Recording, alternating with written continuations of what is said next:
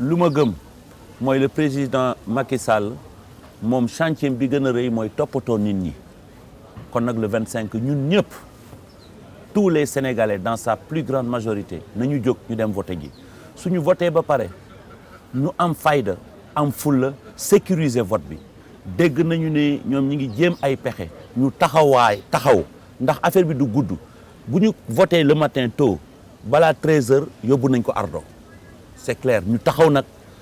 jàmmaarloog ñoom di xool résultat yi ba lépp sotti nga xam ne lépp confirmé ne ñu jël suñu réew yóbbu ko ci kanam kon nag maa ngi leen di ñaan yéen ñëpp sénégalais yi ngeen jóg sécuriser vote bi ndax ñoom am nañu intention parce que bu ñu demee ñoom ba nga xamee ni que jaaxle nañ bay sànni ay xeer ku yor pouvoir di sànni xeer d'accord nga ne yaa ngi ci opposition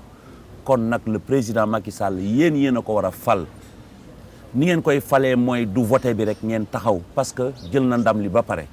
maa ngi woo ñëpp képp koo xam ne bëgg nga ma man gëm nga ma digaale na ak yow maa ngi lay ñaan nga jàppale ma si combat bi mooy combat wu peuple bi maa ngi leen di gërëm leen sant